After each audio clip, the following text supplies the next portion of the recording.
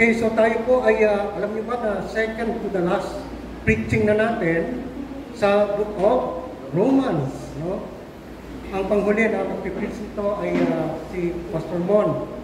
Okay, so matatapos na po tayo at meron na tayong isusunod ulit kasi isa na lang next Sunday. At purihin ng ating Panginoon kasi from the New Testament, tayo po ay darako na sa Old Testament naman. At yan ay sa book of Isaiah. May isang taon ba tayo dito sa book of Romans? Meron? Mag-isang taon? Oo, mag-isang taon. Ano? For yung 16 chapters ay halos isang taon natin diniscuss. At ngayon naman, ang book of Isaiah ay alam ko 66 chapters lahat. Kaya marahil na mga 2 to 3 years, no? Ganun po kahaba yung ating discussion. Actually, yun yung binanggit sa akin ni Pastor Mon. Sabi ko, don't worry, ako kasi we have a lot of time para i-discuss natin ang Bible, ang ganon. Kung lulubin ng ating Panginoon, hindi pa siya babalik. Okay, so sa ating pagpapatuloy, tayo po ay nasa Romans 16 verse 1 to 20 na. At yan ay pamamagatan po natin edification of the body of Christ, no? Edification of the body. So mangyari po na tayo magsitayo at ating pong basahin ang pagmumula ng mensahe ng ating Panginoon sa umagang ito. So magkakaroon po ulit tayo ng salitang pagbasa. Okay, sisimulan ko sa verse 1 and following by even numbers sa inyo po yun. Okay, Romans 16, 1 to 20 sa New King James Version. Verse 1, I commend to you Phoebe, our sister, who is a servant of the church in Cenchrea. Verse 2,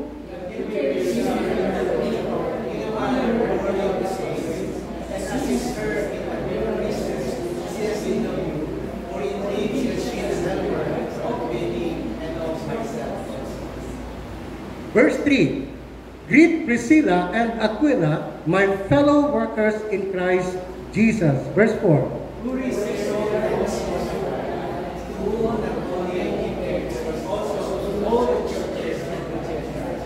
Verse 5, likewise, greet the church that is in their house. Greet my beloved Epaenetus, who is the first fruits of Achaia to Christ. Verse 6, 7, greet Andronicus and Junia, my countrymen and my fellow prisoners, who are of note among the apostles, who also were in Christ before me. Verse 8, 9, greet Urbanus, our fellow worker in Christ, and Stachys, my beloved. Verse 10,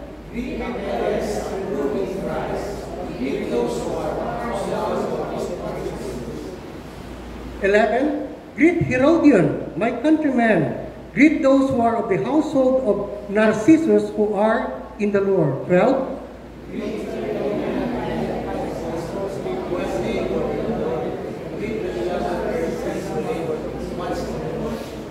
13, greet Rufus, chosen in the Lord, and his mother and mine. 14,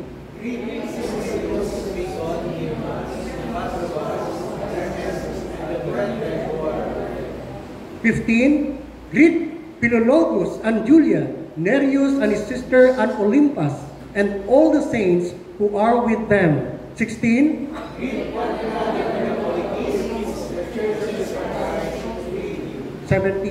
now I urge you, brethren, note those who cause divisions and offenses, contrary to the doctrine which you learn, and avoid them. 18, for those who are such do not serve our Lord Jesus Christ, but their own belly, and by smooth words and flattering speech deceive the hearts of the simple. 19, for your obedience has become known to all. Therefore, I am glad on your behalf, but I want you to be wise in what is good and simple concerning evil. Sabay-sabay po sa verse 20. And the God of peace will crush Satan under your feet shortly. The grace of our Lord Jesus Christ be with you. Amen. Tayo po'y sumandaling manalangin. dakila naming Diyos, na mapagmahal, punong-puno ng grasya at awa, kayo po'y aming sinasamba at pinapupurihan sa mga oras na ito. Panginoon, naway nalugod ka namin sa aming ginawang pagsamba kanina lamang. At ngayon, Panginoon, it is now your turn, O Lord, na mangungusap sa pamamagitan ng iyong mensahe. Kaya naman, Panginoon, make us alive, Panginoon, sa aming mga espiritu. Gising na gising upang patuloy, Panginoon, na pakinggan ang mga aral na nais ng Panginoon na i-impart sa amin sa mga sandaling ito. Mangusap ka, Panginoon, ng may kapangyarihan. Sa ganon, Panginoon, kami naman na makikinig ng mga anak mo ay tunay na makinabang nito at malaman namin ang mga bagay na dapat namin ipamuhay alang-alang, Panginoon, sa pagsunod sa iyong banal na kalooban. Maraming salamat po at muli binabalik namin sa iyong kapurihan ang kaluwalhatian sa pangalan ng aming Panginoong Jesus. Ang lahat ay magsabi ng Amen. Amen. Okay. So, ang ating teksto, mga kapatid, na tatalakayin ngayon ay hindi tungkol sa mga malalalim na biblical doctrines na atin nang tinalakay noong mga nakaraang linggo. Okay? Hindi ito yung maging yung katumbas ng mga malalalim pa na kahulugan ng mga ito. Kundi, mga kapatid, napansin nyo naman, ito ay tuwiran na tumutukoy sa buhay, okay, sa mga buhay at bunga ng paglilingkod ng mga first century Christians, okay, bilang palatandaan ng kanilang total life transformation. At ito yung tinalaga ni Pastor Bong nung nakaraan, yung kanilang, yung kabutihan, yung produkto o yung ebidensya ng kanilang pagiging born again in spirit. The life of a good life, kumbaga yung gracious type of life, na kung saan, kung inyong natatandaan, binanggit pa niya yung mga buhay ng mga Kristiyano sa Achaia and Macedonia, na kung saan sila ay sa kabila ng kanilang out of their poverty, ay nagawa pa rin nilang tumulong doon sa mga naghihikahos na mga kapatiran doon sa Jerusalem. At sila'y nakiusap pa na bagamat ganun lang ang maitutulong nila, pero andun sa puso nila yung pangarin na sila ay tumulong. So yun yung life of grace na meron sila. Yung bang ebidensya ng total life transformation ng isang taong tunay na born again in spirit. At ito rin ang tinutuloy dito ni Pablo tungkol sa transformation ng buhay ng mga first century Christians nang tanggapin nila ang pagkakari ng ating Panginoon.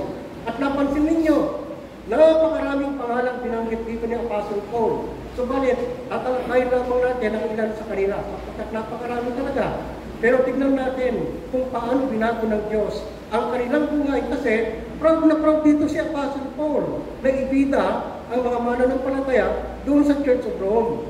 So the Bible text merely talks about the personal commendation of the Apostle Paul to different Christians in his time. As his dedicated co-workers in the service to our Lord and Savior, Jesus Christ. So yun po ang pinakanilalaman ng tekstong ito. At narito ang pagbati ng Apostle Paul sa iba't ibang mga mananampalataya. Sino ang kanyang umuna? Pakibalik sa, Okay, so verse 1, yung hiling na pagbati niya, o request na pagbati, at papuri ni Apostle Paul, para kanino? Para kay Phoebe. Sa verse 1, ang sabi dyan, I commend to you, Phoebe, our sister. I commend to you, Phoebe, our sister. So batid talaga ni Apostle Paul kung gaano din kahalaga sa ministry at kung ano-ano ang kayang maitulong ng mga kababaihan sa kanilang paglilingkod sa iglesia. At isa na nga itong nasabing matulungin kababaihan, isa rito ay si Phoebe na tinutukoy ni Apostle Paul. Marahil, sa pagkakataong ito, ay nalaman ni Apostle Paul na itong si Phoebe ay patungong Rome. Maybe for a business trip. Nalaman niya yun. Kung kaya, itong si Phoebe ay ipinag-uusapan niya na ipadala yung kanyang sulat sa Church of Rome. Katunayan, ay binanggit pa niya sa kanyang liham sa Church of Rome ang kanyang advance commendation at pakiusap para kay Phoebe. Bilang kapatid Kanino? Kapatid sa ating Panginoong Jesucristo na dapat nilang taus-pusong tanggapin, taus-pusong suportahan habang si Pebi ay pansamantalang nakahimpil o pansamantalang namamalagi doon sa lungsod ng Roma. Bagamat alam natin na hindi pa nakakadalaw sa Apostle Paul sa Church of Rome, subalit alam kasi niya, alam niya Apostle Paul na naglipa na ang mga manluloko sa lungsod, na nais man-samantala sa kabutihang loob ng mga mananampalatayang pumaparoon, lalo na alam nilang Kristiyano. No? Sa kayo na lamang yung pakiusap niya para suportahan, tulungan si Pebi ng Iglesia ng Rome, ng Church of Rome. So, mga kapatid, bagamat ang pangalang Pebi, no? Ang pangalang Pebi ay merong bahid ng pagan significance. Dahil sa nasabing pangalan, it is the feminine form of a title given to the pagan god na ang pangalan ay Apollo. Okay? Na ang kahulugan ay the bright one. Ganun talaga ang mga pagan name eh. At isa na itong si Pebi sa maraming mga mananampalataya na may ganitong pagan origin ang kanyang pangalan. Gayon pa man, kahit pa may pagan origin ang pangalan ng mga mananampalataya, ay hindi na nila ito ninais na palitan pa after their conversion, sapagkat ang mahalaga para sa kanila ay nagkaroon na sila ng total life transformation, yung tunay na pagbabago ng kanilang kalooban. Yun ang ebidensya ng kanilang pagbabago. At ang pagtulong nila kay Apostle Paul sa iba't ibang kapamaraanan para isulong at ibahagi ang Ebanghelyo sa sino mang tao saan man sila makarating. Yun yung ebidensya. At yun ang mahalaga, hindi yung pangalan. Okay. Tinukoy din ni Apostle Paul sa verse 1. Ano sinabi niya sa verse 1? Na, ayun po, na itong si Pebi ay servant of the church in Cenchrea. Servant of the church in Cenchrea. Servant is the same word, mga kapatid, translated deacon in other places. Dahil dito, posible din na itong si Pebi ay isang female deacon of the church. No? Either by formal recognition of the church o kaya talagang gagalakan lang talaga para sa kanya ang maglingkod sa church. May recognition man o wala, maglilingkod ako sa church. Marahil yun ang deklarasyon niya para sa kanyang sarili. Basta ang mahalaga para sa kanya ay alam niyang nakakatulong siya sa mga gawain ng church through Apostle Paul. So yun, tumutulong siya, nag-a-assist siya in every way she can. Katunayan, sinabi pa niya Apostle Paul sa verse 2. Verse 2 ang sinabi niya. No? Ang sinabi niya, she has been a helper. She has been a helper of many and of myself also. Si Apostle Paul mismo ang personal na nagtetestify o nagpapatutuo tungkol kay Pebi, na tungkol sa kanyang kasipagan, tungkol sa kanyang katapatan sa pagtulong sa gawain ng ating Panginoon Jesucristo. Tinitestify niya yun. Bagamat si Pebi ay naglalaan ng panahon para sa ikabubuhay ng kanyang pamilya. No? Subalit, ito yung maganda. Hindi niya kinaliligtaan ang kanyang tungkulin bilang lingkod ng Diyos na maglingkod sa ating Panginoon at sa kanyang kapwa. Paglilingkod, maging kay Apostle Paul. Sapagkat ayon nga kay Apostle Paul, si Pebi daw, mga kapatid, ayon nga sa ating nabasa, ay talagang tumutulong sa maraming mga kapatiran. No? Sa lahat na ginagawa niyang pagtulong sa kanya. No? Sinasabi ng Apostle Paul para ano? Para suportahan ang pagbabago ng Panginoon. No? Kaya naman ganun na lamang ang pagbibigay ng best compliments ni Apostle Paul para kanino? Kay Pebi. Proud siya kung pinagmamahal niya sa Church of Rome. So mga kapatid, bilang mga lingkod ng ating Panginoong Diyos, ba't tumaran natin si Pebi? Di ba? Gaano man tayo kaabala sa ating mga buhay, sa ating mga anak buhay, ay dapat laging nandoon. No? Lagi tayong naglalaan ng panahon upang ibuhos ang ating suporta para isulong ang gawain ng ating Panginoong Jesucristo. O, yun ang ginagawa nila eh. Lalo na sa pagbabahagi ng Ebanghelyo. Sa loob man at labas ng tahanan, sa loob man at labas ng ating iglesia. O, yun ang ginagawa nila. Okay, so dalawang bahagi, sa verse 3 hanggang verse 5 ay ito'y hiling na pagbati naman ng Apostle Paul para kanino? Para kina Priscilla at Aquila. Ayun, sa verse 3. Sabi diyan, greet Priscilla and Aquila, my fellow workers in Christ Jesus.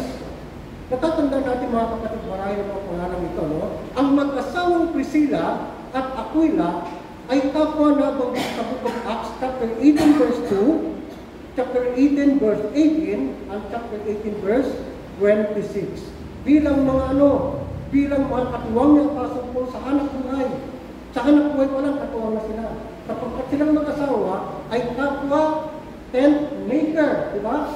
Sila ay gumagawa ng mga tundang katulad ni Apostle Paul. At katuwang din sila higit sa lahat.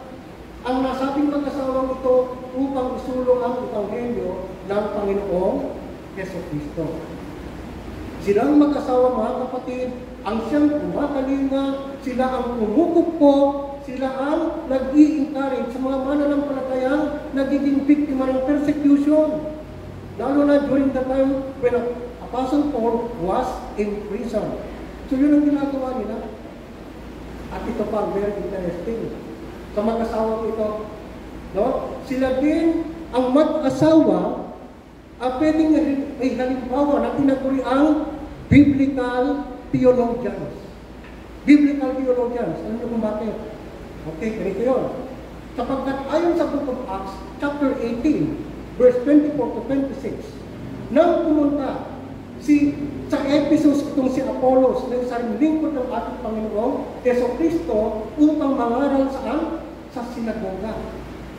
Mangaral siya sa sinagoga. Ay nagkataon ng tinting nakikinig ang mag-asawang Priscilla at Aquila. Ito po yun. Next. Pakita po natin yung Bible verse. Sige pa. Next. Sige pa. Isa pa. Isa pa. Ayan. Sa Acts 18, 24 to 26, ito yung encounter ng mag-asawa kay Apollos. Now, a Jew named Apollos, a native of Alexandria, came to Ephesus. He was an eloquent man, competent in the scriptures.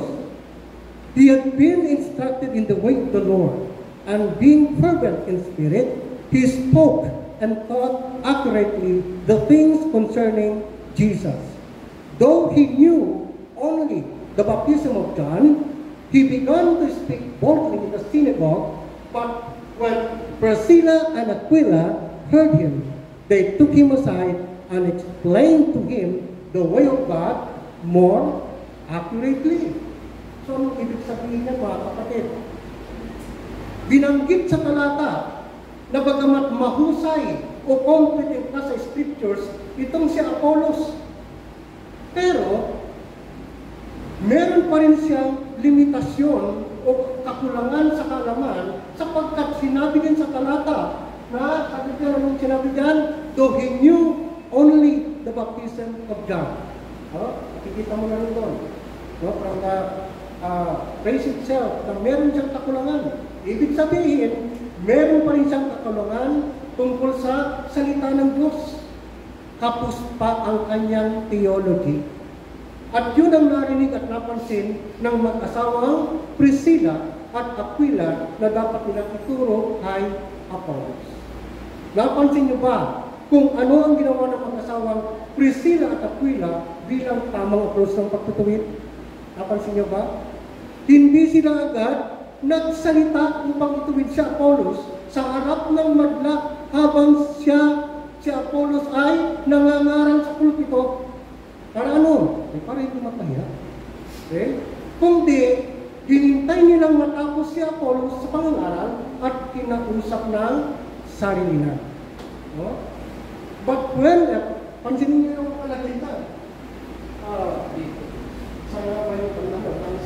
But when Priscilla and Aquila heard him, they took him aside and explained to him the way of God more accurately. Yan, mga kapatid, ang nararapat o tamang approach ng pagtutuwid sa lingkod ng Diyos na nagkukulang o nagkakamali. Batid natin na tinanggap niya Paulos ang magandang o magalang na pagtutuwid ng mag-asawang ito. So silang mag-asawa ay maituturing na na biblical theologians kasi kabisado, alam talaga nila ang salita ng ating Panginoong Diyos. Hindi sila matataya ng sinumang false teacher kasi kabisado nila ang salita ng Diyos. So, para hindi tayo madaya, ikabisado nila ang salita ng Diyos. Sino nga ba yung nalala ng mga Bereans? Apostle Paul lang nagsasalita, double check pa. Diba? Pero yun ang tamang approach. So sa panahon natin ngayon, mga kapatid, kapag tinanggap ng mga ang pagtutuwid sa Kanya, yun talaga ang tunay na lingkod ng Diyos. Pero, kung ipagpipilitan ng isang manangaral ang kanyang maling turo at ayaw tumanggap ng pagtutuwid, ay maliwanag, false teacher mo, di po ba? So, meron ding tandem ng mag-asawa, mga kapatid, no? Na kabalik ka rin ng mag-asawang Priscilla at Aquila, na nasa Book of Acts 5:1-11. Siguro, nahuhulaan nyo na kung sino itong mag-asawang ito. Okay? At ito naman ang tandem ni Ananias at Sapphira. Yes. Na kapwa nagsabwatan upang magsinungaling sa banal na espiritu ng ating Panginoon. Matapos nilang magbenta ng kanilang ari-arian, ito yung kwento eh. Next. Ayun. Sa mga gawa, kabanatang 5:2. Hindi ibinigay ni Ananias sa mga apostol ang buong pinagbilhan na sinang-ayunan naman ng kanyang asawa. Isang bahagi lamang ang kanyang pinagkatiwala sa mga apostol. So hindi sila naging tapat sa ating Panginoong Diyos. Sa halip na sabihin ng totoo, ang ginawa? Nagsinungaling sila.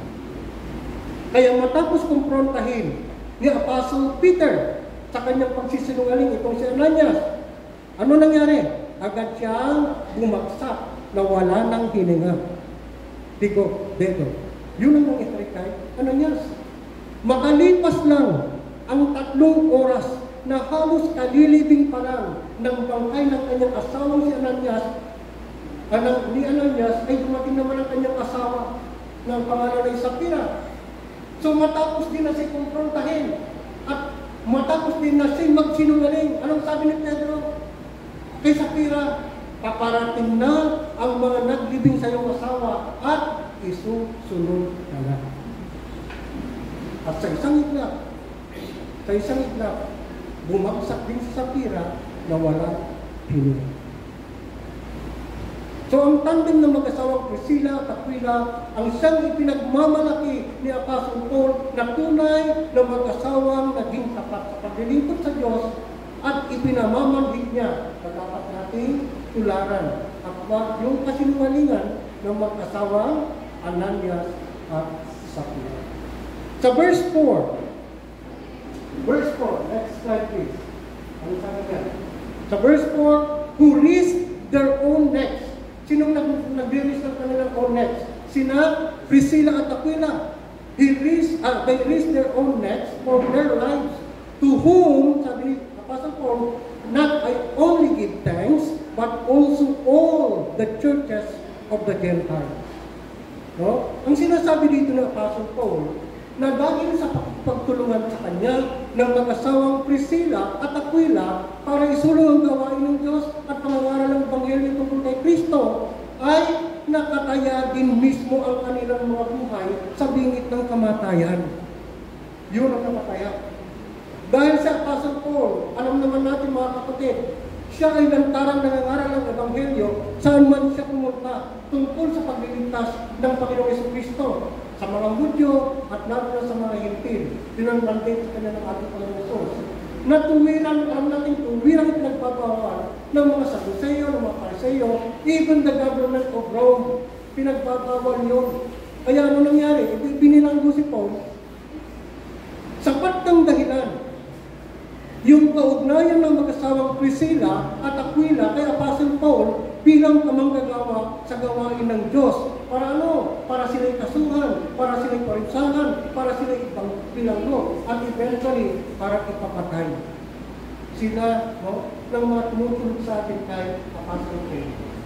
Ganun din, siyempre ang nakataya, yung naghihintay sa kanila. Pero, natakot pa sila? Hindi.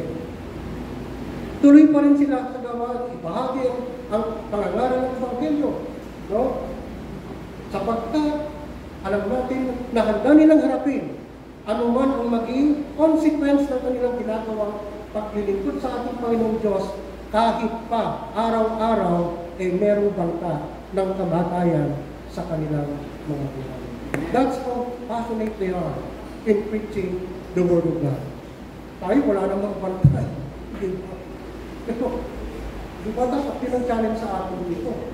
And number 5, verse 5, ang sinasabi ng verse 5, the church that is in their house. The church that is in their house. Sa nasabing parinala o praise, ay pinapahiwatig din ni Apostle Paul na ang tahanan ng mag-asawang Priscilla at Aquila ay nagagamit bilang lugar kung saan sila nagtitipon bilang mga mananampalataya. The body of Christ gathered together.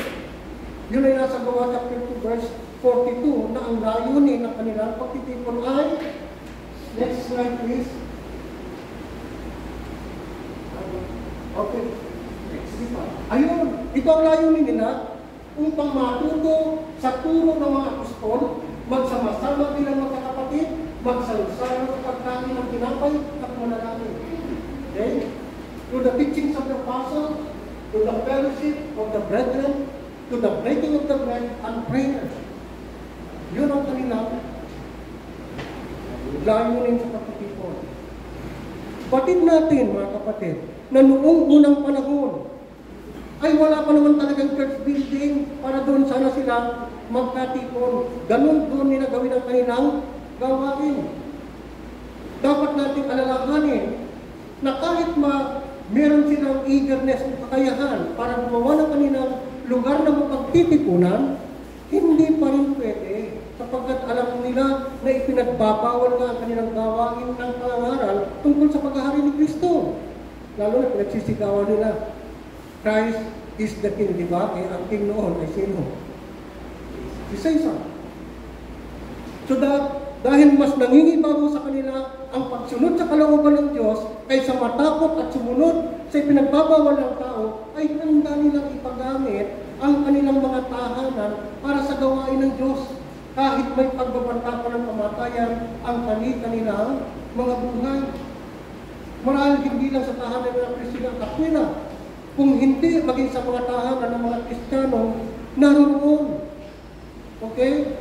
Handa nilang ipagamit ang kanilang mga tahanan. At yun ay pinangalanan nga ni Apostle Paul na napakaraming pangalan sa tekstong ito ng ating pinag-aaralan. At bawat tahanan ay posibleng meron ding tumatayo bilang pastor. Lumalabas na noon pa man ay gaganap na ang tinatawag na house church. House church. Na kung saan pinag-aaralan, pinagpugulayan sa tanong Diyos.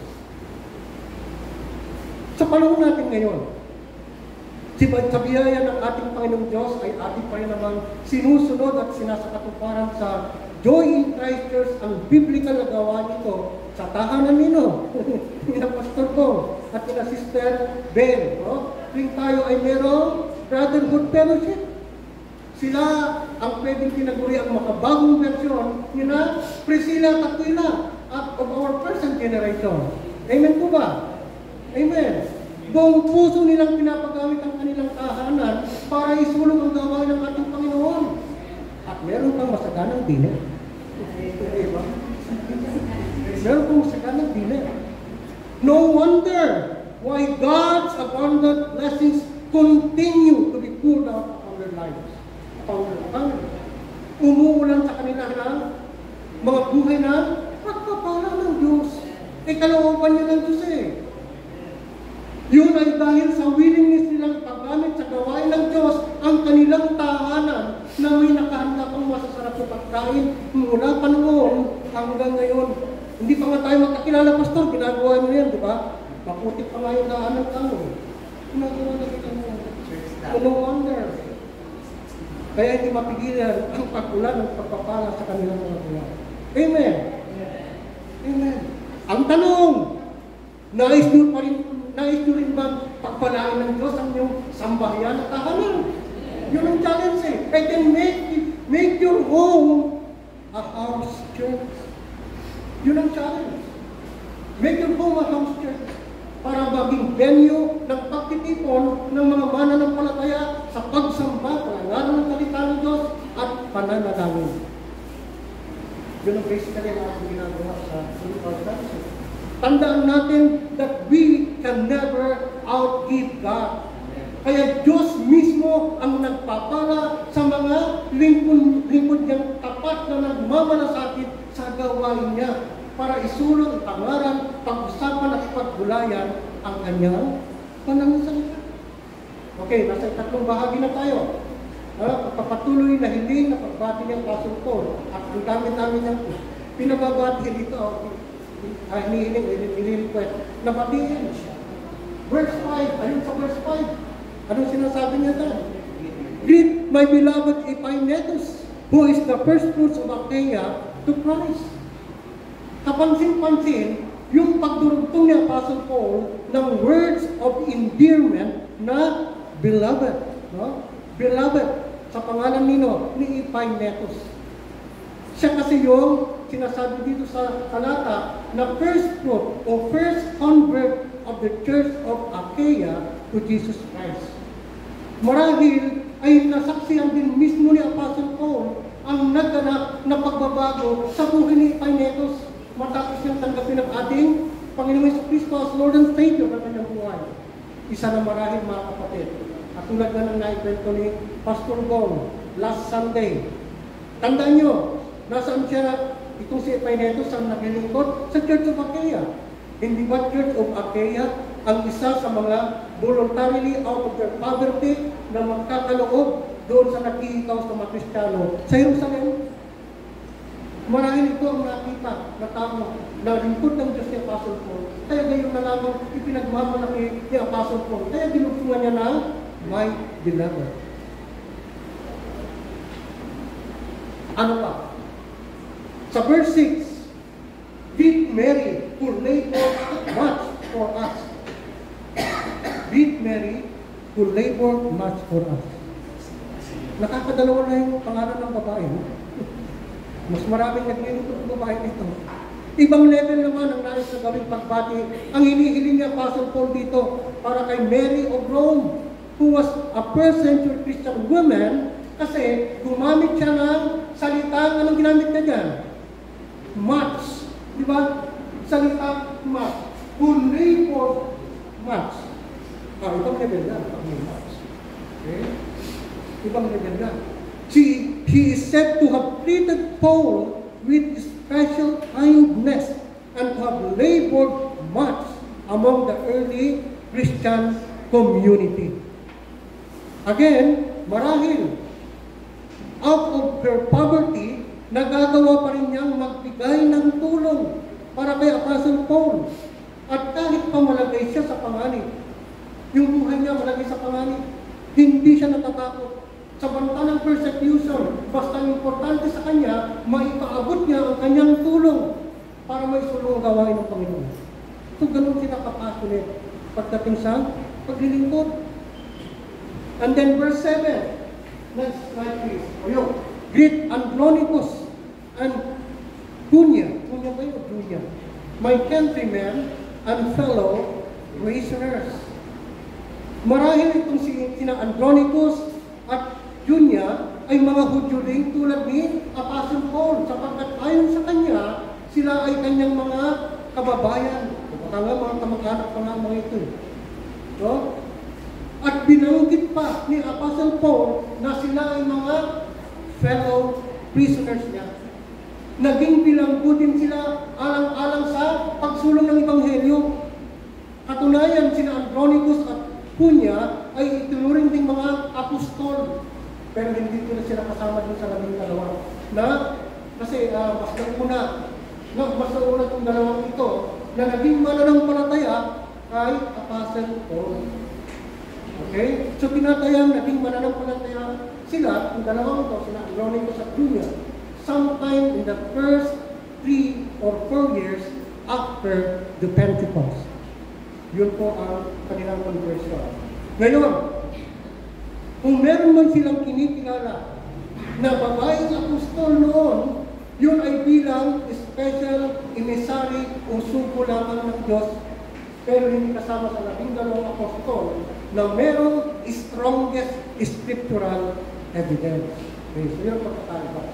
Then verse 8, greet Amplias, my beloved in the Lord. Ayun na naman, may beloved na naman. Si Amplias, o minsan tinatawag din na Ampliatus sa ibang Bible version, ay isang Roman Christian na ginamitan din ng Apostle Paul ng words of endearment na my beloved in the Lord. No? My beloved in the Lord. Ganun ang mga pagbati o yung ginagawang pagpapakilala ng Apostle Paul. Si Amplias ay itinuturing na isa sa 70 disciples ng Panginoong Yesus na tapat din na nangangaral ng Ebanghelyo. Then verse 9. Verse 9 pala tayo. Greet Urbanus, our workers, our fellow workers in Christ, and Stachys, my beloved. Kung si Amplias ay itinuturing na isa sa 70 disciples of Jesus Christ, ganun din itong sina Urbanus at Stachys. Kaya sila binansagan respectively bilang fellow worker at my beloved. Ibig sabihin, ang bawat isa sa kanila ay talagang may ginampalang mahalagang tungkulin upang suportahan ang pangangaral ng Ebanghelyo. Kaya sila ipinagmamalaki ni Apostle Paul sa Church of Rome. Ang ginagawang propaganda talaga rito si Apostle Paul. And verse 10, greet those who are the household of Aristobulus. Sa verse 11, ito ang sinabi. Greet those who are the household of Narcissus who are in the Lord. Kakaiba ito mga kapatid. Kakaiba. No? Kakaiba rin itong hiling ni Apostle Paul. Kasi, pansinin ninyo, ang pinababati niya lang ay ang sambahayan ni na Aristobulus at Narcissus. Hindi sila kasama sa pagbati ni Paul. Hindi sila kasama. Lumalabas na ang mga mananampalataya lamang sa pamilya ay ang mga asawa at mga anak. Pero silang dalawa bilang mga ama ay hindi mananampalataya. Yun ang maliwanag na tinutukoy dito. So anong ibig sabihin? Wake up call ito para sa sino mang mga ama na nag-aakalang ligtas na sila, pero hindi pa pala. Yun. Pwedeng sumasama lang sa Sunday worship service, pero hindi pa rin isinusuko talaga ang buhay sa ating Panginoong Jesucristo. Kasi nga naman, ang evidence of true conversion is, again, total life transformation. Hanggat walang nakikita na pagbabago sa buhay mo, hindi evident o walang katibayan na ikaw ay tunay na born again in spirit. Ngayon, kung matapos mong tanggapin ang paghahari ni Kristo at walang naganap na pagbabago sa buhay mo, ibig sabihin ay hindi ka na born again in spirit. Ito ang nakita ni Apostle Paul sa buhay ni Aristobulus at Narcissus. Walang pagbabago sa kanilang mga buhay. Walang before and after effect na pagbabagong naganap sa kanilang mga buhay. No total life transformation seen by the Apostle Paul to both of these fathers. Hindi nakita ni Apostle Paul na naganap sa mga buhay nila ang 2 Corinthians 5:17 na sinasabi, therefore, if anyone is in Christ, he is a new creation. The old is gone, behold, the new has come. Kaya hindi nakapagtatakang tangi ang sambahayan lamang nila ang pinababati ni Apostle Paul sa Church of Rome. Yun po yun mga kapatid. Sana lang ay walang katulad ni na Aristobulus at Narcissus dito sa Joy in Christ Jesus. Meron na ba? Meron na ba? Actually, hindi lang ito applicable sa mga ama. Hindi lang ito applicable sa mga ama. Applicable din ito sa mga anak na akala nila ligtas na sila, pero hindi pa pala. Not all people who are attending the church Sunday worship service are considered true converts. Yan ang totoo. Kaya dapat tayong magsuri sa ating mga sarili. Karamihan, assuming lang. Sakit, no? Pero mainam na yung masaktan ngayon kaysa magdusa ka sa dagat-dagatang apoy. Wala na. Hindi ka na pwede magsisiro. Amen. Then next, verse 13. Greet Rufus, chosen in the Lord, and his mother and mine. Si Rufus, mga kapatid, na isang first century Christian na nabanggit din sa Book of Mark 15 to 21, chapter 15 verse 21, kasama ng kanyang kapatid na ang pangalan ay Alexander, ay mga anak ni Simon the Cyrenian, or Simon the Cyrenian. At ito naman si Simon the Cyrenian, naalala na ni Pastor Paul, kung inyong natatandaan, siya yung taong pinilit ng Roman soldier upang ipapasal ang krus ng ating Panginoon, upang tulungan ng ating Panginoon pasanin ang krus habang nasa daan ng Kalbaryo upang doon sa ipako sa krus. Siya yun. Marahil kaya sinabi ni Apostle Paul that Rufus was chosen in the Lord dahil na rin sa pagkakilala ng mga mananampalataya sa Church of Rome sa kanyang kasipagan para ipangaral ang Ebanghelyo. Laging yun ang tatak ng mananampalataya. Nakarugtong lagi yung kasipagan and passion to preach the gospel of our Lord Jesus Christ. Yung dapat. Pagkatapos sabi pa sa verse 15, greet Nereus and his sister.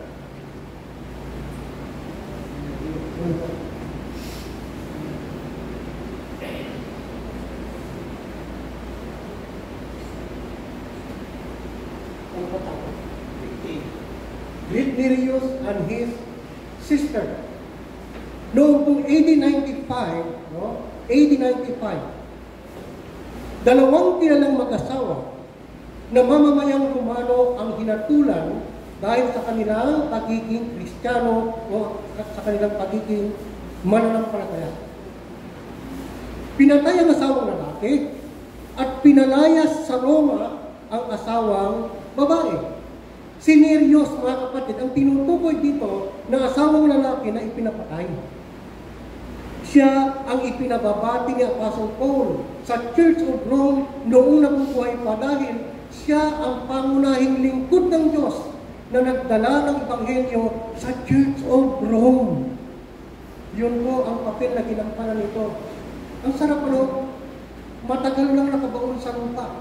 Alikabok na marahil. Pero ang pangalan, umaalingaw pa rin, pinag-uusapan sa salita ng Diyos dahil sa kanyang ginawa para sa ating Panginoon. Amen. Amen. Verse 14 to 15, napakarami ang pangalan. Na inisa-isang binanggit niya Apostle Paul, tulad ni na Asyncritos, Legon, Atropas, Hermes, etc. Napakarami. Okay? Bawat isa sa kanilang mga kapatid ay may pagtanging binanggit ni Apostle Paul dahil na rin sa kanilang ginagawang pagsuporta at pagtulong sa gawain ng ating Panginoong Diyos para isulong ang Ebanghelyo ng Panginoong Jesucristo. Laging yun ang karugtong. Laging yun ang accomplishment na meron sila. So the Apostle Paul mentioned this special regard to each and every one of them, kaya laging merong words of endearment na my beloved. Their standing in the Lord ay kaya may praises na tulad ng approved in Christ at chosen in the Lord. Yun laging mga kantong. Sapagkat ganun sila itinatangi at ipinagmamalaki ni Apostol Pablo para hikayatin niya tayo ngayon. At sa Church of Rome, of course, at maging tayo ngayon. Hinihikayat niya para tularan sila, para pamarisan sila sa kanilang kasipagang sundin ang kalooban ng Diyos sa ating panahon. Ganito ang pamamaraan ni Apostle Paul of casting about uplifting words in building up and edifying the people of God. He was so generous in paying compliments that were both sincere and so wonderful. Then verse 16, greet one another with a holy kiss. Sa panahon ng bagong tipan, mga kapatid, ang paghalik sa pisngi, ang siyang paraan ng mga Hudyo para ipahayag nila ang pagbati sa bawat isa. No? Bilang pagpapahiwatig ng kanilang pakikipagkaibigan at yung acceptance nila sa bawat isa. Yun yung gesture na ginagawa nila. Isa pang mahalagang nais ipahiwatig dito ng holy kiss between Christians, mga kapatid, ay ganito. Na wala silang piling tao, wala silang pinipili. Lahat ay accepted. Ibig sabihin, walang elite group sa kanila. Lahat ay equally loved, equally accepted. Not only by God, but by one another. As brothers and sisters in Christ. So yun po ang sinisimbolo ng holy kiss. Sa Luke chapter 7 verse 45, ipinakita dito na bahagi talaga ng kultura nila ang paghalik sa pisngi bilang pagbati. Katunayan, nirebuke ng Panginoong Yesus ang isang Pariseo nang hindi siya hinagkan upang i-welcome sa tahanan nito. Samantala, no, sino lang doon? Sa pagkakataong yun, kung natatandaan nyo, samantalang si Mary Magdalene, na panauhin din sa tahanang iyon, ay hindi tumigil sa paghalik sa paa ng Panginoong Yesus matapos nang basahin ng kanyang mga luha, punasan ito ng kanyang mahabang buhok, at dinubusan pa nga na alabaster na full of perfume na napaka-expensive. Talagang extravagant type of worship ang ginawa dito ni Mary Magdalene. Ito kasi ang paraan niya upang ipahayag ang kanyang taus-pusong pasasalamat bilang taong pinatawad ng Diyos sa kanyang mga kasalanan. Okay, sa ikapat na bahagi na po tayo.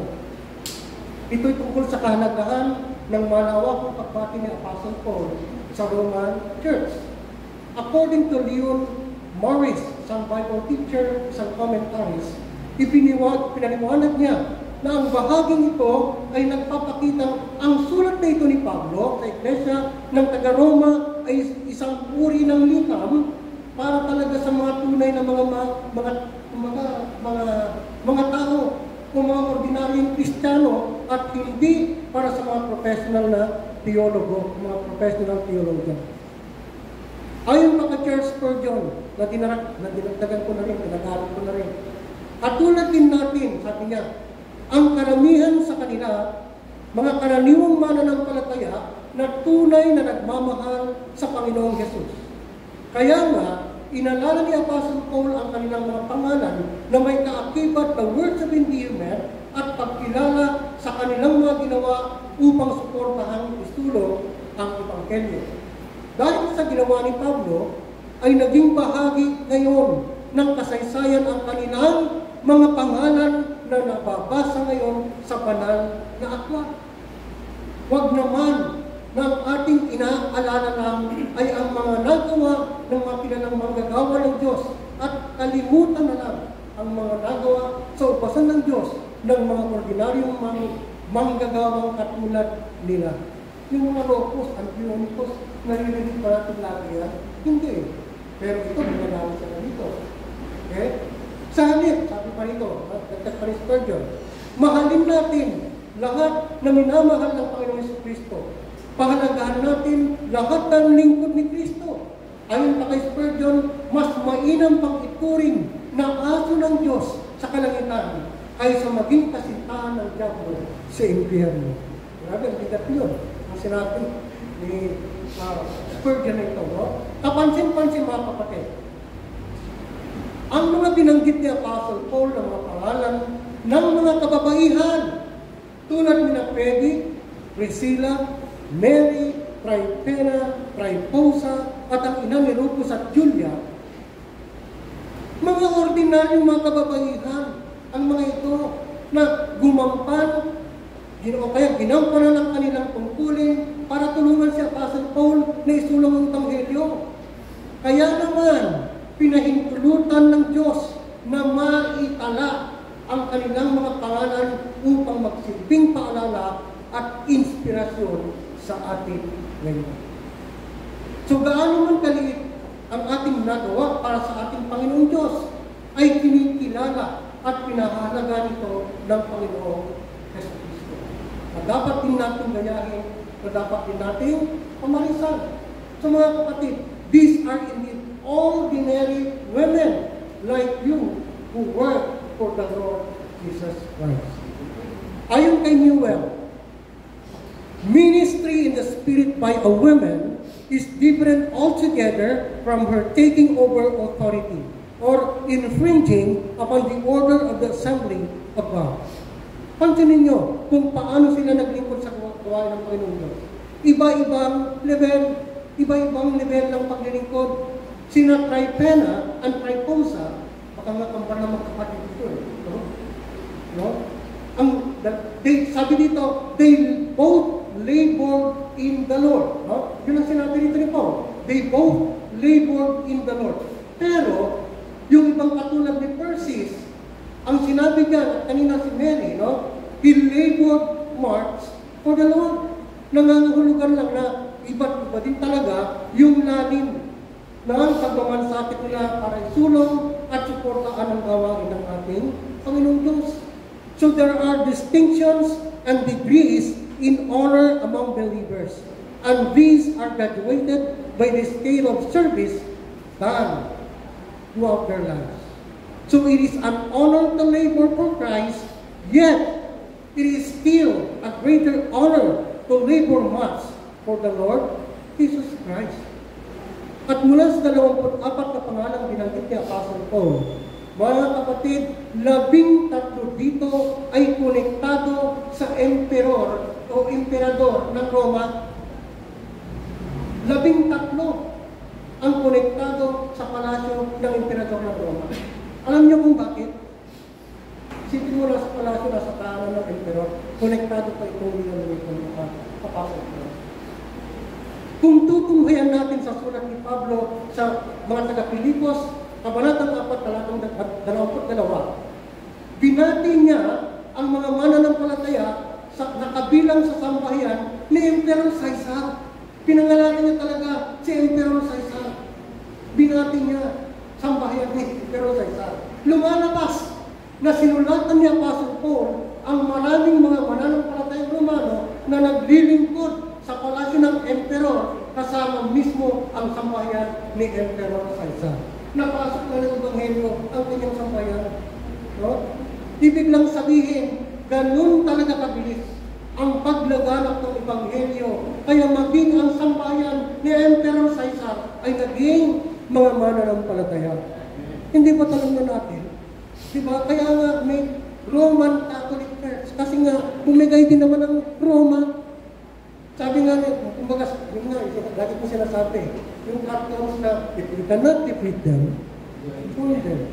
Kasi nga naman, kahit anong gawin nila na persecution sa mga mananampalataya, ginagawa mo ng street lightings yung mga bangkay nila ano pa? Yes, pinapakain, pinalalapas sa iyo, at kung ano-ano pang nakakatakot na uri ng kamatayan. And yet, hindi sila natakot. The gospel itself is spread like a wildfire. At napakarami pa rin mananampalataya nagsisibulan sa buong daigdig, sa buong mundo. Kaya naman, bumigay sila, ito na nga, patibayan. Dito na nagsimula yung paglaganap. Kahit sa sambahayan ni Caesar, ay naging mga mananampalataya. Okay, so sa panghuling tagubilin, at babala mo na kay Apostle Paul. Ito yun sa verse 17 to 20. Ayun. A word of warning regarding dividers and deceivers. Sabi niya sa verse 17, now I urge you, brethren. Now I urge you, brethren. Sadyang may diin ang punto dito ni Apostle Paul dahil napakahalaga ang susunod niyang sasabihin o Ayon kay Morris na isang Bible teacher and commentaries, sa mga naulang mga sulat ay maaaring idinitikta lang ni Apostle Paul at si Tertius ang tagasulat. Actually sa verse 22, kung inyong babasahin, sinasabi doon na ang writer ay si Tertius. Si Tertius ang tagasulat. Subalit, sa pagkakataon ito, na sadyang napakahalaga ang kanyang sasabihin. Kaya marahil kinuha ni Apostle Paul at kinuha muna yung panulat at ako ang susulat kasi ganun kahalaga ang pagpili na kanyang sasabihin sa Church of Rome. Kaya siya na mismo ang susulat ng mga tagubiling gusto niyang iparating na mensahe. Yun ang sinasabi dito. Matapos na marahil na isulat ang kanyang napaka-importanteng tagubilin, saka pa lang niya ibinalik ang panulat kay Tertius na siya namang susulat ng postscript o mga huling pagpapit. So yun marahil ang gustong iparating dito ni Morris. And according to Newell, mad dogs are shot, infectious diseases are quarantined, but evil teachers who would divide to their destruction and draw away the saints with teaching contrary to the doctrine of Christ and His disciples are everywhere tolerated. Sa verse 17, sabi pa doon, no, those who cause divisions and offenses. No, those who cause divisions and offenses. Pinag-iingat at binilinan sila ni Apostle Paul na maging vigilant o maging mapagpatsyag sa mga taong nagiging dahilan ng pagkakawatak-watak ng iglesia, lalo na dun sa mga taong nagtuturo ng mga maling aral para linlangin ang mga mananampalataya at ili sila sa katotohanan. Sa madaling salita, mga kapatid, makikilala ang mga false teacher na ito na nagtuturo ng maling doktrina. Kumbaga, dahil na rin sa kanilang maling aral na tinuturo. Kung alam mo at nagbabasa ka, kabisado mo ang Bible, then maligisay mo. Paano naman yung magbabasa ko na ng palataya? Actually, ito yung binibigyan din niya Apostle Paul na ang mga tao ito ay dapat nilang i-avoid o iwasan. Ito ay napakahalaga sa layunin ng Diyos para sa kanyang iglesia. Kung nakatuon lang sa katotohanan, pero walang pagkakaisa sa iglesia, ito ay mauwi lang sa pride o pagmamalaki. Kung may pagkakaisa naman, pero wala namang katotohanan, ay maliliis naman sa tunay na ebanghelyo ang iglesia. Kaya marapat na magkasamang lagi ang katotohanan at pagkakaisa na dapat din ginabantayan mabuti ng mga mananampalataya. Malapit na. Verse 18. By smooth words and flattering speech, deceive. Okay? By smooth words and flattering speech, deceive the hearts of the simple. Napakahalaga ng pagbibigay babala sa iglesia sapagkat ang mga tao lumilikha, mga kapatid, ng pagkakawatak-watak at panlilinlang ay hindi naman nagpapakilala tungkol sa kanilang sarili. Meron bang nagtaas ng kamay? Pastor, pwede po ba kung magturo ng maling turo? Wala naman gano'n. Hindi sila yung tipo nagpapaalam sa pastor upang ihayag ang kanilang false teachings.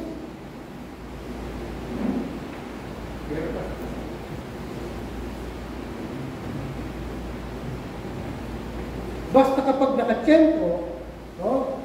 Nakatsyempo ang mga ito ay basta na lang nila isinisingit ang kanilang maling doktrina. They use smooth words and flattering speech and always target the simple. Target the simple. Target nila yung sanggol pa sa pananampalataya, madaling dayain, madaling linlangin, kaya nga dapat tayong maging vigilant o maging mapagpantay. Deceive the hearts of the simple. Yun yung sabihin nun eh. Lumalabas na hindi lahat ng mananampalataya ay madadaya o malilinlang ng mga dividers and deceivers na ito. Kundi, yun lamang mahihina pa sa pananampalataya at tapos ang kanilang kaalaman tungkol sa salita ng Diyos. Kaya nga lagi tayong ini-encourage na magbasa. Sa ibang mga ibang mga churches, di ba? Lalo na yung mga post church. Hindi sila allowed na magbasa ng salita ng Diyos. Baliktad sa atin, ini-encourage ko lang ang church para magbasa. Gayun pa man, huwag na huwag nating hayaang kumalat pa ang maling aral na itinuturo nila. Sa halip ay bigyan natin ng babala ang mga kapatiran, ang mga mahihina na huwag silang pakinggan sapagkat mali ang doktrinang tinuturo nila kaya dapat silang iwasan. Actually, nangyari na sa Joint Christ Christian. May marami ang natatanong. Ayoko na alalahanin. Okay, meron pa nga yung di ba? Okay. Verse 18, do not serve our Lord Jesus Christ, but their own belly. No?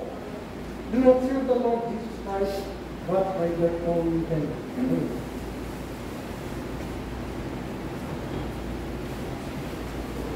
Ang mga nasabing dividers and deceivers ay hindi magpapahalatang makasarili sila.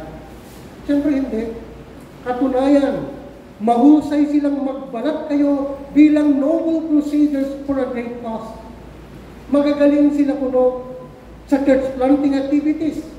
Pero sa kaligitnaan ng kanilang mga action plans, meron pala silang nilulutong ibang agenda to serve their own belly and fleshly cravings.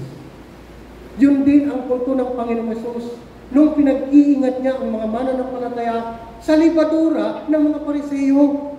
Naalala niyo yun? Nang ibig sabihin, sa ginagawang pagtuturo ng mga Pariseo, ay hinanghaluan nila ng ibang turo ang salita ng Diyos upang hangaan sila ng tao at mapunta sa kanila ang pagperang abulay ng mga ito, serving their own belly. That's how to serve their own belly and fleshly cravings. Ginagawa nilang kalakal ang salita ng Diyos. Praise God. Hindi kailanman nangyari sa Joy in Christ ang bagay nito. Verse 19.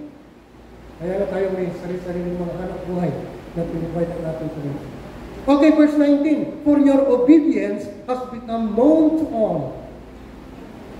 For your obedience has become known to all. Anong ibig sabihin yan? Nangangahulugan na pagdating sa pakikibaka o mga taong pagtaboy sa mga dividers and deceivers sa church, ay marunong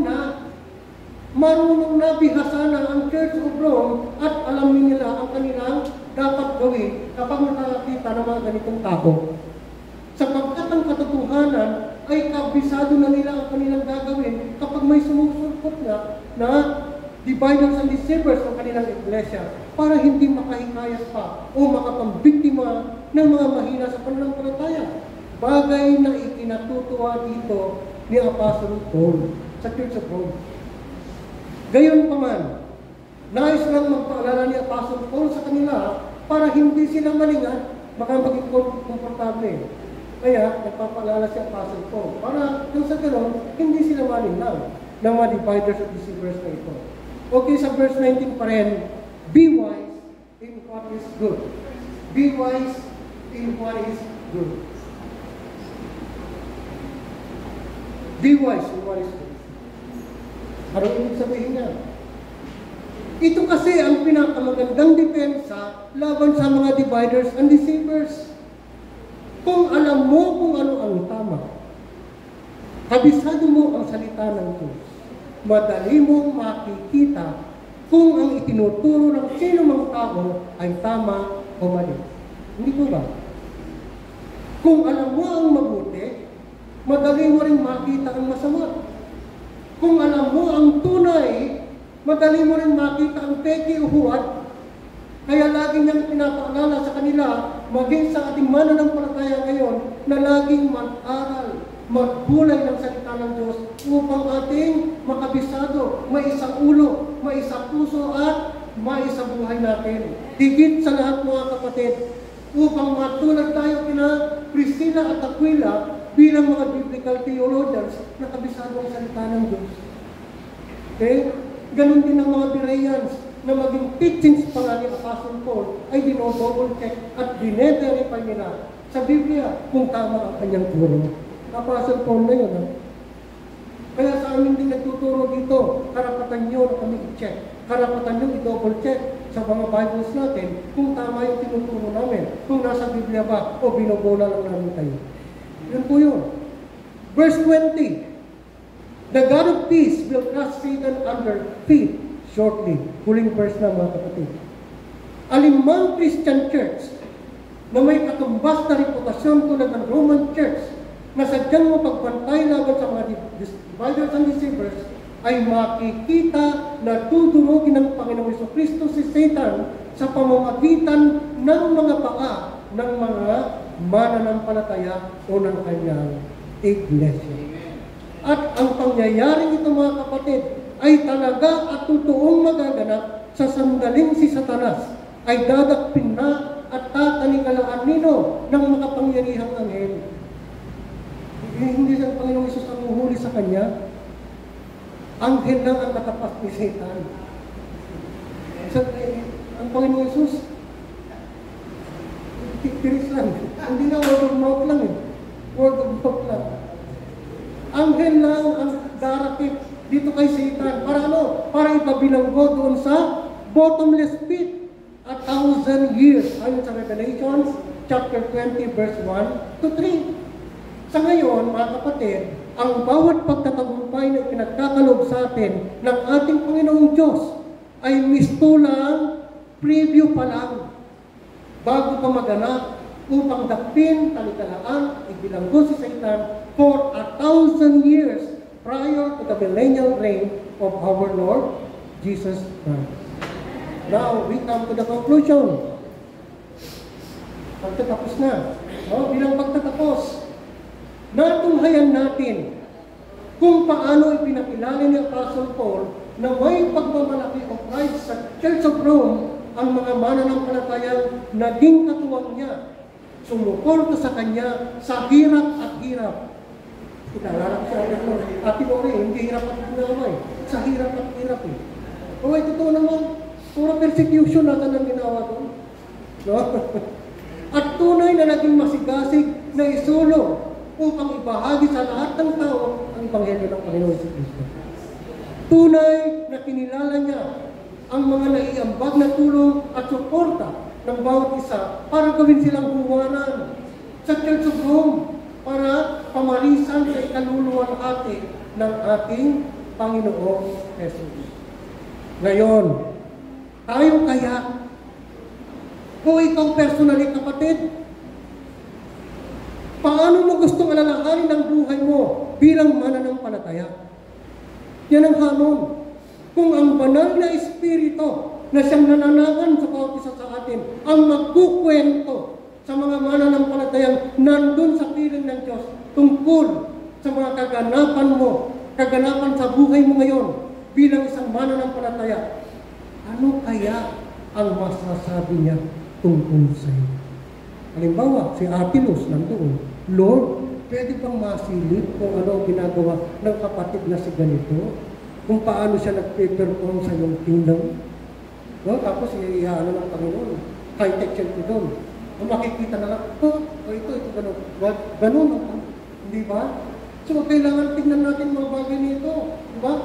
Tulad ka din ba ng mga salaysay ni Apostle Paul na may words of endearment na beloved? My beloved Paul. Diba?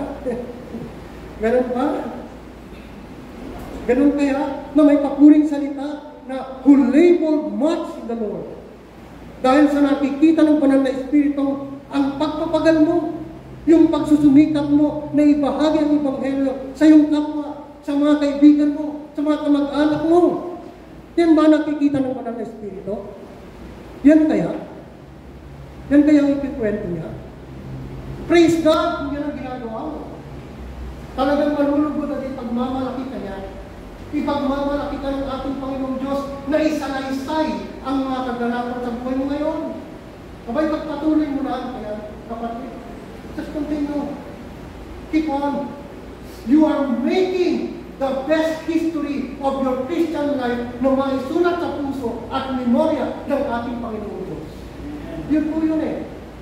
Eh paano naman kung wala ka namang ginagawa para tulungan ng church na ipangaral ng Ebanghelyo? Siyempre, mapipigat yung banal na Espiritu. Mapipigat siya para sa iyo. Kasi non-performing ka o manahimik nga ang pananampalataya mo, hindi nakikita ng Panginoong Diyos ang pananampalataya mo sa pamamagitan ng iyong mga gawa. Wala eh. Kaya, kung hangad din natin talugdan ng ating Panginoong Jesucristo, we need to be productive and fruitful in His vineyard. Yun po ang challenge. Hindi bukas, but today, now, yun ang gusto makita ng Panginoon. Sa gayon ay may pagmalaki din tayo ng ating Panginoong Jesucristo. Surely, the praises and words of endearment uttered by our Lord Jesus Christ, intended personally for you, will be more precious than tons of silver and gold as a reward. Ayun po ba? Kaya nga mga kapatid, ikaw personally, kung nais mong talugdan at ipagmalaki ng ating Panginoong Diyos sa harap ng ating kapwa mananampalataya at di mabilang na dami ng mga anghel sa langit, ito ang nararapat mong gawin. Be fruitful and be productive in His vineyard now. Not tomorrow, now. Remember that what you are doing right now for the Lord Jesus Christ, mga kapatid, is already history in the making. Yun yun eh. So do your best for the glory of God. Amen po ba? Amen po ba? Amen! Yan ang gusto marinig ng Panginoon ngayon. Nakibahagi ka para isulong at ibahagi ang Ebanghelyo ng ating Panginoon sa Kristo. Tayo po'y manalangin. Dakila namin Diyos, maraming salamat sapagkat minsan pa, pinalalahanan mo kami Panginoon ng isang bagay na napakahalaga, na napaka-importante aming ginagawa. Dapat mong laging ipaalala na ang buhay namin sa mundo ay tunay na napaka-ikli lang. Kaya naman Panginoon, we need to make use of our short life para lamang ikaw, Panginoon, ang banal mong kalooban ay aming masunod sa aming mga buhay. We have only a lifetime, Panginoon, para ikaw ay paglingkuran. At ang lifetime na tinutukoy na yan ay napakaigsi. Hindi namin alam kung hanggang kailan. Kaya naman, Panginoon, ang hamon namin na pagtin, sundin ang iyong banal na kalooban ay dapat gawin, hindi bukas, kundi ngayon. Kaya, Panginoon, hayaan mo, pagamat matatapos ang mensahe nito, parangalan na ito ngayon. Subalit naman mo Diyos, ang mensahe nito, na pinalala sa amin ngayon, ay patuloy, Panginoon Diyos, na aalingaw-ngaw sa aming pagdinig, sa espiritual nating pagdinig, sa ngayon, Panginoon. Ito na, Panginoon Diyos, ang magiging driving force, ang magiging goal na dapat namin ginagawa sa buhay namin ngayon. Once again, we bring back all the glory, all the honor, all the praises. In the mighty name of our Lord Jesus Christ, we pray. Amen. Amen.